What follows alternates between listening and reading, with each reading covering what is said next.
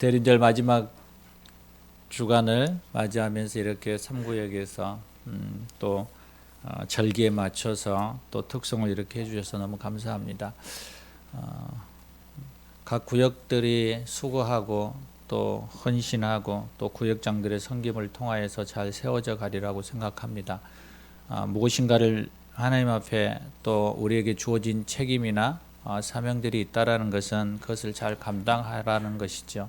근데 세상에서 어떤 일들을 잘 감당하면 그만한 상급이 눈에 보이는 것들이 있거든요. 그래서 그것을 가지고 우리가 그것을 통하여서 또 우리의 욕망과 또 열정을 끌어내기도 합니다. 그런데 우리 그리스도인들 하나님을 아버지라고 섬기며 나오는 교회의 섬김이들은 오히려 받는 것이 아니라 주면서 해야 되는 거거든요.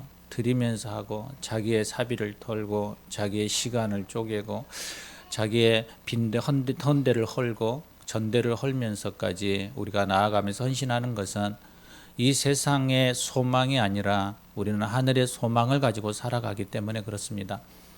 그래서 하늘의 소망에 있는 보물, 그 하나님의 나라에 있는 그 상급을 바라보지 못한다면, 그것을 꿈꾸지 않는다면 우리는 이 땅에 우리의 헌신과 그리고 우리의 사역의 모든 충성된 모습들은 한낱 그냥 불태워 없어져 버리는 재와 같은 모습이 되어질 것입니다. 그러므로 사랑하는 여러분, 꿈꾸십시오. 하나님의 나라에 머는 날 다시 우리에게 주어질 그 의의 면류관, 그 하나님이 주신 놀라운 선물들을 기대하시기를 원합니다. 그 기대가 크면 클수록 우리는 더 충성되고 헌신된 모습으로 나아갈 것입니다. 기쁨이 넘칠 것입니다. 여러분, 봉사를 해도 기쁨이 있는 봉사가 되어야지, 봉사를 하면서 억지로 하는 것에 대한 부분들은 나도 힘들고 상대방도 힘든 것이죠. 그래서 우리가 봉사단체들을 보면서 그들 가운데 봉사하는 분들을 이끌고 그들과 함께 봉사를 하다 보면 부류들이 많이 나뉘어집니다. 사람에 따라서 어쩔 수 없이 와서 하시는 분들이 있고, 또 무엇인가를 바라면서 하시는 분들이 있고, 그 봉사 자체를 기뻐하고 행복해하면서 하시는 분들이 있습니다. 근데 그 질이 너무 차이가 큽니다. 질적인 차이들이 눈에 현저하게 보이거든요. 봉사하는 것들이. 교회도 동일합니다. 여러분, 그들도 아무런 대가를 받지 않습니다. 그들도 그들의 시간과 물질을 투자하면서 봉사합니다. 왜냐하면 이유가 하나 있거든요. 그들 안에 기쁨이 있거든요. 그들의 만족이 있거든요. 그래서 하거든요. 그런데 우리는 그 봉사와 섬김이 어디에 있습니까? 하나님의 나라에 쌓이잖아요. 그들보다 훨씬 더 의미가 있는 거죠. 우리에게는 상급이 있으니까요. 그러니 우리 안에 더 기쁨이 있어야죠. 더 행복이 있어야죠. 사랑하는 여러분, 그 놀라운 은혜를 경험하며 살아가기를 소망합니다. 우리는 오늘 time is everything이라는 그런 단어가 있습니다. 모든 시간, 때는 어떻게 인생에서 가장 중요한 것을라고 말하고 있는 거죠. 타이밍이라는 시간을 조절하고 때를 맞추는 것입니다. 우리가 주님이 오시는 그날, 그것은 알 수 없지만 그분이 분명히 오실 거고, 또 우리의 삶 가운데에서 하나님이 간섭하셔서 그것을 이끌어 가실 거라는 믿음으로 우리가 반응할 때에는 분명한 하나는 하나님을 신뢰하고 나아갈 때 우리가 지금 서 있는 이 자리가 복된 자리라고 말씀하고 있다는 것을 기억해야만 합니다.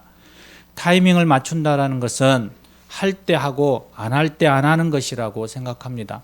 여러분, 잘 때 자야 하고 일어날 때 일어나야 하고 합니다. 공부할 때 공부하고 일할 때 일해야 합니다. 그 타이밍, 그 때를 잘 맞추지 못하면 우리 안에서 요리를 하다가 태워버리는 거나 설익게 만드는 것과 동일한 거죠. 요리를 맛있게 하지 못하는 거죠. 시간을 잘 맞춰서 땡 하고 하면 요리가 완성되어졌을 때 먹는 겁니다. 소맹이가 요리를 하다 보면, 엄마랑 요리를 하다 보면 이 얘기를 하더라고요. 유튜브에서 말하고 있는 그 레시피대로 하라는 거예요. 정량, 음식, 요리, 반찬. 저는 그게 맞다고 생각합니다. 그분들의 맛에 최고의 맛을 낼 수 있으니까요.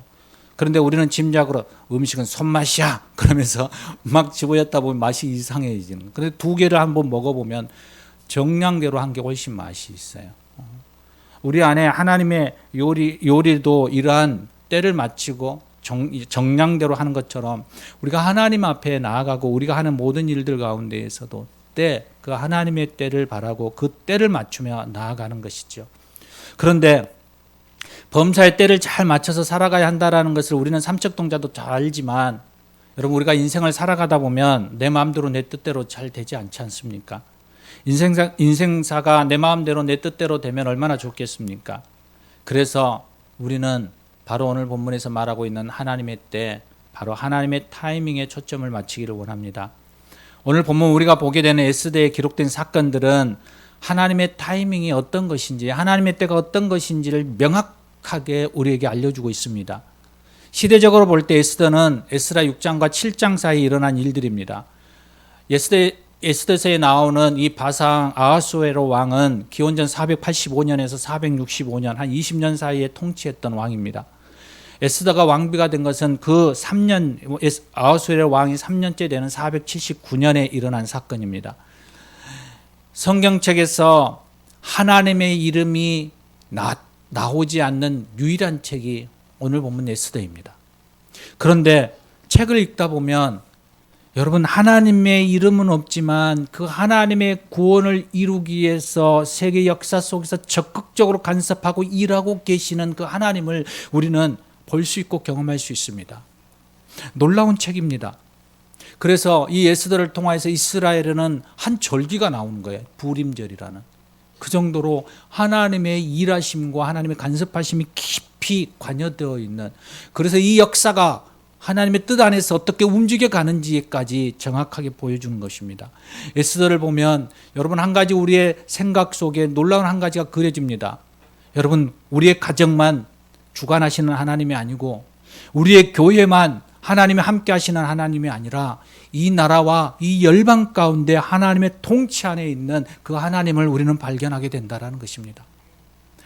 12지파로 이루어진 이스라엘 역사를 보면 이 솔로몬 왕이 죽은 후에 이스라엘은 북이스라엘과 남유다로 나뉘어집니다.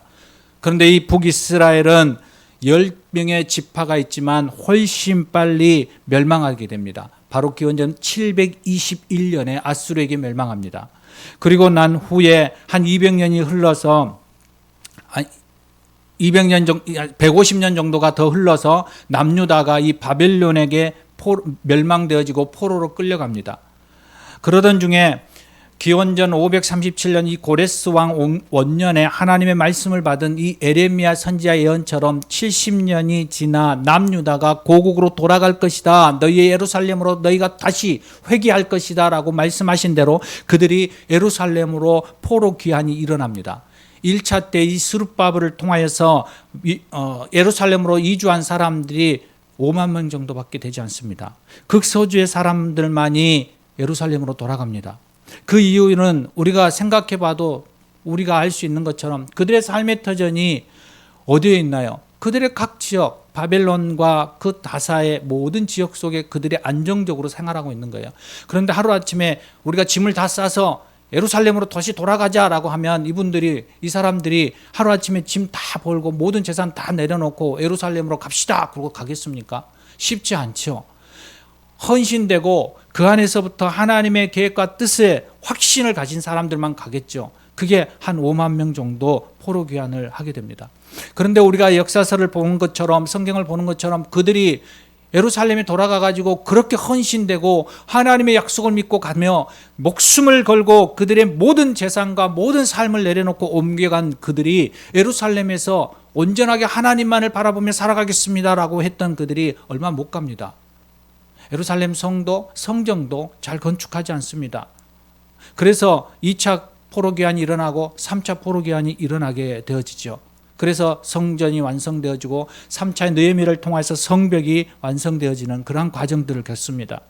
그 가운데 1차 포로기환 때에 일어난 사건, 이게 바로 에스더의 이야기입니다.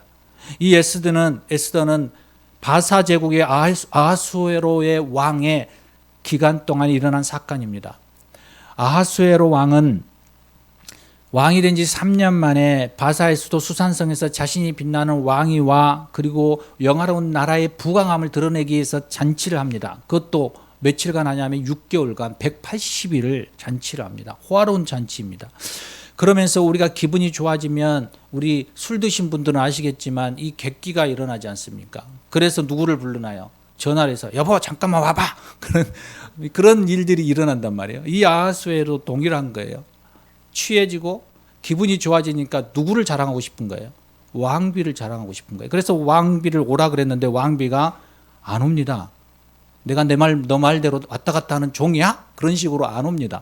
그러니까 이 왕이 화가 난 거죠. 그래서 이 왕비로 폐위시켜 버립니다. 그리고 왕후가 없으니까 마음이 허전해져서 다시 왕후를 뽑는데 그 왕후를 뽑은 사람 중에 한 사람이 에스더입니다. 이 에스더가 왕후가 되면서 이 세계사의 역사와 동시에 하나님께서 이루시는 구원의 한 축을 등장하게 되어지는 의미를 담고 있습니다. 에스더는 포로 귀환된 민족의 유대인으로 태어나고 불행하게도 부모를 잃었습니다. 그래서 그의 사촌 오빠인 모르드게에 의해서 친딸처럼 양육됩니다. 에스더의 이름은 별이라는 뜻이에요. 별. 이름의 뜻처럼 그는 몸도 마음도 신앙도 아름답게 성장합니다. 그래서 왕으로 관택되어지기까지 하죠.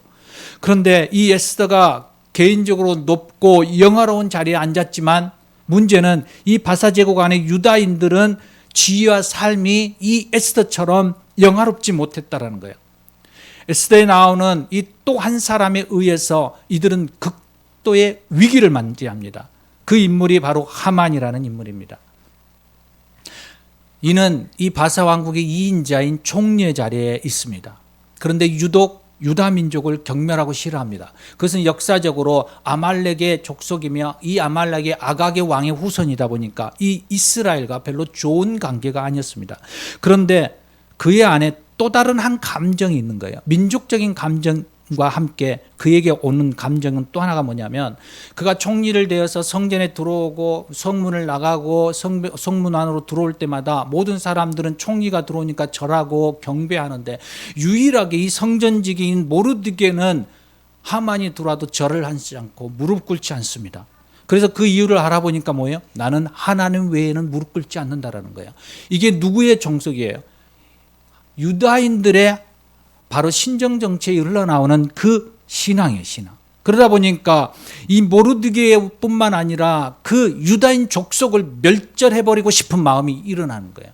그래서 이 하만의 마음속에 유다인의 이 모든 정체성을 깨트려버리자라는 마음으로 왕에게 건의합니다. 그러면서 그들의 신앙적인 정체성으로 모든 사람들에게 어떤 위험과 이 나라의 어려움을 주게 될 것이라는 이야기를 하면서 무려 돈을 1만 달란트를 뇌물을 왕에게 줍니다. 이 사회 전체가 혼란스럽다라는 그 이유 하나로 유다 민족을 멸절하는 게 아니라 이 아하수에로 왕은 바로 1만 달란트의 돈도 들어옴으로 인하여서 직인을 찍습니다.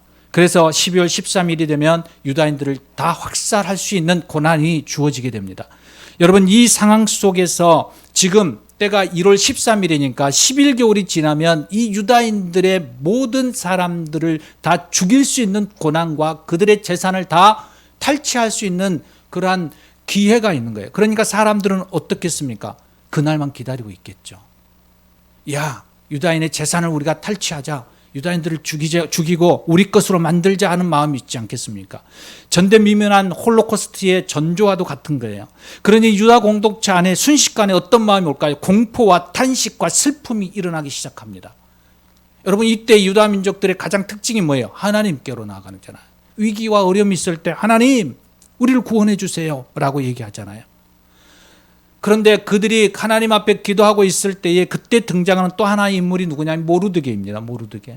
모르드게는 궁궐 안에 있는 왕후 에스더와 함께 에스더에게 전문을 보냅니다. 왕비여, 이 사건을 들었느냐라는 거예요. 그러면서 왕궁에서 혼자 그렇게 있느냐라는 거예요. 이 민족이 멸망할 위기가 있고 하몬의 음모가 있는데 그대가 왕에게 진언하여서 이 민족을 구원해야 되지 않겠느냐. 그대가 왕비가 되어진 것이 이때를 위함이지 않겠느냐라고 전언을 전합니다. 에스더는 쉽지 않습니다. 그 이유가 뭐냐면 왕이 불러야만 갈 수 있는 그 위험한 그 왕궁 안에서 몇 달 동안 왕이 에스더를 부르지 않았습니다. 그러니 에스더가 왕 앞에 나아가면 죽을 수도 있습니다. 생명의 위협을 느낄 수 있습니다. 그럼에도 불구하고 동족의 구원을 위해서 에스더가 모르드게에게 말을 전합니다. 모든 유다인들과 함께 금식하며 기도해 주십시오. 중보기도죠. 제가 왕 앞에 나아가겠습니다. 그러면서 이렇게 얘기합니다. 내가 죽으면 죽겠습니다. 내가 진언을 하겠습니다라는 거죠. 일사각오의 자세를 가지고 유대인들이 금식하며 기도해 줄 것을 요구하고 왕 앞으로 갑니다. 바로 이 사건이 전만 안에 있는 거예요. 왕은 에스더를 보는 순간에 어떤 마음이 들어왔느냐라면 모든 이들이 위협적인 인물이 아니라 에스더가 사랑스러운 여인으로 왕에게 비춰지는 거예요. 그래서 그녀의 소원을 들어주겠다라고 왕이 얘기해요. 이 놀라운 일이죠. 어느덧 왕이 올 뿐만 아니라 왕비를 보니 사랑스럽고 저 사랑스러운 아이가 말하는 것만 하면 내가 다 들어주고 싶은 마음이 있겠죠. 여러분 손주들이 오거나 막 달려서 할아버지! 그러고 뛰어오면 어때요? 아이고 우리 손주 그러면서 뭐 갖고 싶어? 뭐 먹고 싶어? 막 이러지 않습니까? 다 사줄게 말만 해. 바로 지금 그런 감정이 지금 아하수르의 왕에 확 밀려 들어오는 거예요. 이게 그냥 일어나는 일일까요? 이런 감정이 아무런 근거 없이 일어났을까요? 이게 하나님의 간섭이심이죠. 그러자 에스더가 왕에게 얘기합니다. 왕이시여, 오늘 왕을 위한 내가 잔치를 열겠습니다. 그러니 하만과 함께 잔치에 참여해 주십시오. 그러면 그때 제가 기뻐하겠습니다. 그러면서 이렇게 두 사람을 초대합니다.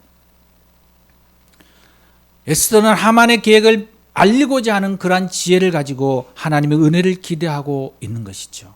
그래서 왕은 에스더의 말에 흔쾌히 승낙하고 내가 가겠다라고 얘기합니다. 그리고 그날 밤에 왕은 잔치에 참여하고 그리고 그 왕비와 함께 기쁨의 유흥을 즐기고 그리고 나서 왕비에게 묻습니다. 내 소원이 무엇이냐라는 거예요. 그러자 왕후가 뭐라고 얘기한가요? 왕이시여, 다음 날에도 제가 잔치를 열 테니 한 번 더 오시면 그때 내 소원을 말하겠습니다. 여러분 이때 왕의 감정이 어떨까요? 자기의 말을 두 번이나 지금 무시하고 자기의 의도, 자기의 주장을 주장하는 거예요. 자기 의견을. 왕의 마음이 어려울 수 있는 거예요. 그렇지 않겠습니까? 그런데도 에스더가 그렇게 말할 때 왕은 화를 내지 아니하고 그렇게 하겠다라고 이야기합니다. 이 또한 하나님이 주시는 은혜라고 저는 생각합니다. 그리고 그날 밤에 왕이 잠을 자고자 하는 장면이 오늘 본문 말씀입니다. 왕이 잠자리에 들고자 할 때 그날 밤은 웬일인지 잠이 잘 오지 않습니다. 오늘 본문 1절입니다. 그날 밤에 왕이 잠이 오지 아니하므로 명령하여 역대일기를 가져다가 자기 앞에서 읽히더니, 본문에서 말하는 그날 밤을 이제 에스더가 아닌 하만의 모습에서 다시 한번 살펴보고 싶습니다. 오늘 본문 앞부분인 5장 9절 이하에 나와 있는데, 하만은 많은 신하들이 있음에도 불구하고 왕과 함께 자신만이 왕비의 잔치에 초대받았으니 그 기분이 어떨까요?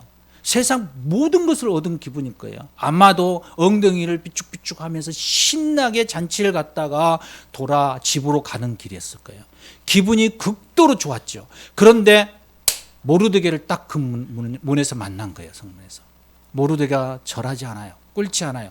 하만의 그 기쁜 마음이 일순간에 어떻게 돼요? 확 가라는 거예요. 화가 나는 거예요. 분노가 나는 거예요. 뭐야? 다 모든 사람들이 왕비마저도 나를 높이는데 저놈만 나를 무시하는 거야. 저놈을 내가 오늘 죽여버려야 되겠다.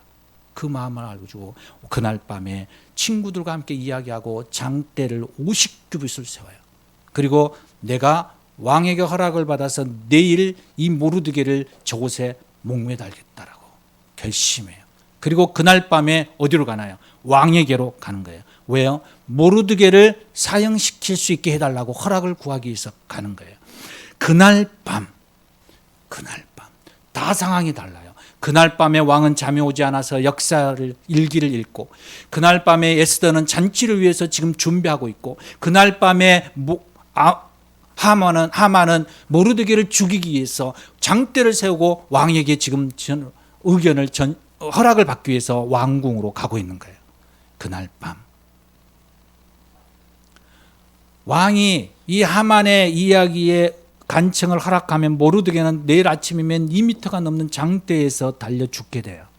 그리고 몇 날이 지나면 유대인들도 다 죽게 되어지는 그러한 일이에요. 사랑하는 여러분, 우리가 살아가다 보면 이처럼 큰 어려움을 당하는 경우가 있죠. 여러 가지의 상황 속에 우리가 처할 때가 있습니다. 기도를 해도 문제가 해결되지 않고 오히려 더 큰 문제가 우리 안에 오는 것 같습니다. 한 산을 넘으면 또 큰 산이 있고 또 그 산을 넘으면 또 산이 있는 것 같은 그런 느낌들이 오는 거죠. 많은 사람들이 그 장벽 앞에 거칠 때마다 낙심하고 절망하고 좌절하면서 어떤 때는 삶을 포기하고 싶은 그런 마음들도 들어올 때가 있어요. 그런데 우리 그리스도인들에게는 어떤 자세가 필요하느냐라는 거예요. 어떤 자세가? 하만과 같이, 모르드게와 같이, 에스더와 같이, 또 아하수에로 왕같이 여러 그날 밤에 일들이 일어나는데 우리는 그 상황들을 어떻게 바라보느냐라는 거예요. 이것을 바로 하나님의 타이밍이라는 거예요. 하나님의 때. 오늘 본문을 다시 한번 가겠습니다. 그날 밤에 왕이 잠이 오지 아니하므로, 왕이 잠이 오지 않아서 하나님의 역사 일기를 신하에게 읽게 합니다. 그러면서 그 시종이 역대일기를 읽을 때에 바로 2절에 박다나와 데레스가 아하수엘의 왕을 암살하려는 음모를 모르드게가 고발했다라는 그 항목을 읽고 있는 거예요. 세상의 타이밍을 맞아도 기가 막히게 맞지 않습니까? 그런데 그것을 그냥 흘러 지나면 돼요. 여러분, 우리가 성경을 틀어놓고 읽다 보면 한쪽 귀로 들었다 한쪽 귀로 흘러가잖아요. 그것처럼 그 이야기를 듣고 그냥 흘러버려도 되는데 거기에 아하수르의 왕이 확 꽂히는 거예요. 그러면서 물어보는 거예요. 이 일로 인하여 그 역모를 고발한 모르드게에게 무슨 종기와 관직을 내렸느냐라고 묻는 거예요. 우연일까요? 여러분 한번 생각해 보십시오. 그런데 아무런 상급을 내리지 않았다라는 이야기를 신하에게 듣고 왕은 마침 그때 누가 와요?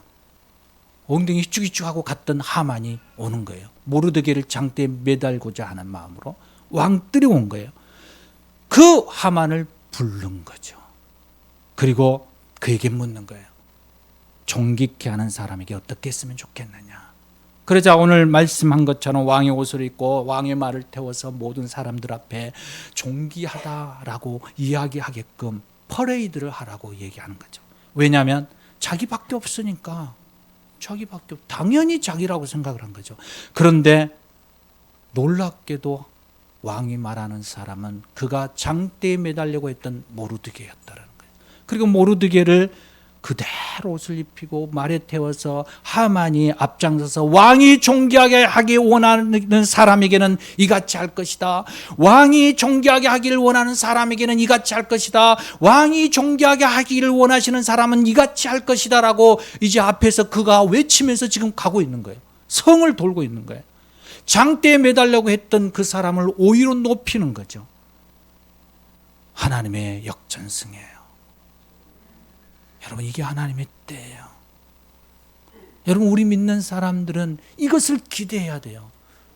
어떤 상황 속에서도 이것을 놓치면 안 되는 거예요. 세상 사람들과 다른 시각이 바로 이 시각이에요.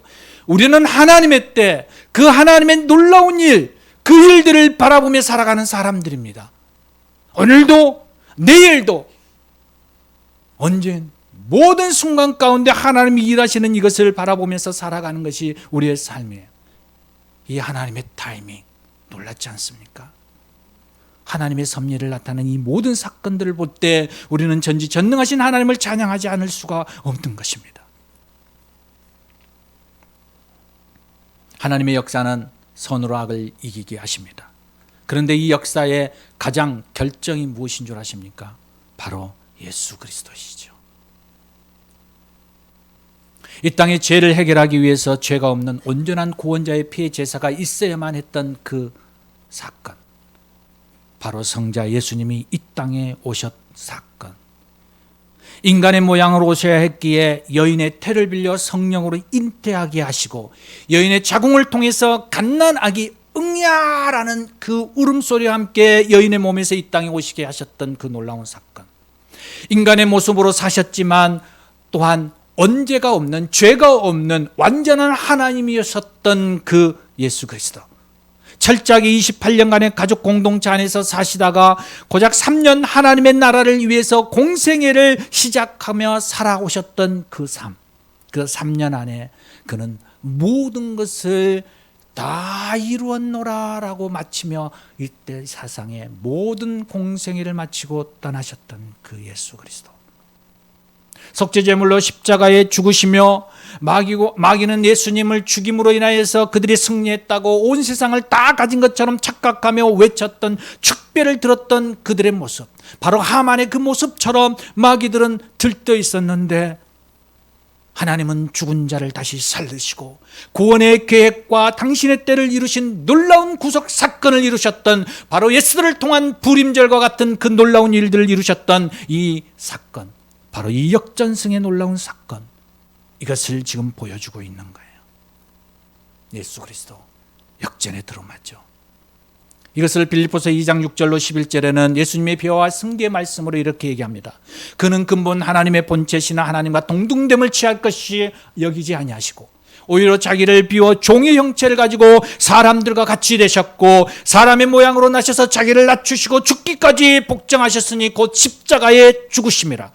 이러므로 하나님이 그를 지극히 높여 모든 이름 위에 뛰어난 이름을 주사 하늘에 있는 자들과 땅에 있는 자들과 땅 아래에 있는 자들로 모든 무릎을 예수의 이름 앞에 꿇게 하시고 모든 입으로 예수 그리스도를 주라 신하며 하나님 아버지께 영광을 올리게 하셨느니라. 하늘의 영광에서 가장 낮은 땅의 영광과 죽음의 길에서 다시 살리시고 하늘로 올리신 그 하나님, 다시 심판주로 이 땅에 영광으로 오실 그 예수 그리스도를 보여주고 있는 거예요. 완전한 역전승이죠. 사랑하는 본성가족 여러분, 홍해를 갈리시고 요단강이 마르고 여리고성을 무너뜨렸며 가나안 땅을 정복했던 그 과정 속에 하나하나가 정확하게 하나님의 계획과 타이밍, 그 섭리 가운데 이루어졌음을 우리는 압니다.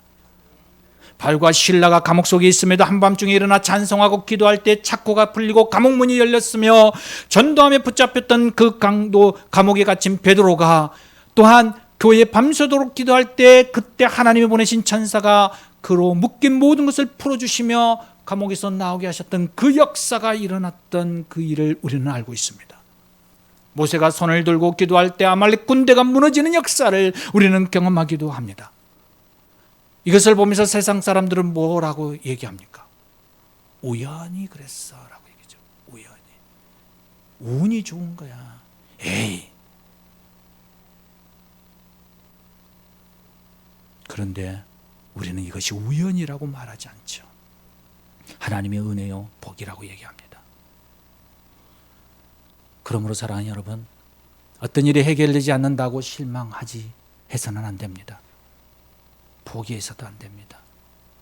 끝까지 낙심하지 않고 기도할 때 하나님은 그 하나님의 때에 좋은 곳으로 반드시 주실 거라고 믿습니다. 마지막 대림절 네 번째 주일을 맞이하면서 우리는 예수님의 탄생과 죽으심과 부활 그리고 하나님의 때에 심판주로 다시 오실 그 재림의 주님을 소망하며 살아갑니다. 오늘 이 예스들을 통하여서 하나님의 역정승을 이루셨던 그 고백처럼 진정한 그리스도인, 바로 승리의 발걸음을 떼면서 역전의 용사가 되는 저와 여러분 되시기를 주의 이름으로 부탁드립니다. 우리 함께 기도하시겠습니다. 오늘 이 시간 우리 함께 기도하고 싶습니다. 역전의 하나님, 그 하나님이 우리의 아버지이십니다. 그 하나님이 우리와 함께 하십니다. 그 하나님이 내가 너와 함께 하리라 말씀하십니다. 내가 일하리라 말씀하십니다. 그 하나님을 바라보면서 우리 오늘 말씀을 생각하며 우리 함께 기도하며 나아가겠습니다. 함께 기도하시겠습니다. 오 주님, 그렇습니다. 오늘도 하나님 앞에 나아갑니다. 성령의 기름 부으심 앞에 섭니다. 그 하나님을 예배하며 아버지 역전의 용사, 바로 그리스도 안에서의 일한 하나님의 그 사랑, 그 놀라우신 은혜를 오늘도 경험하며 나아갈 수 있도록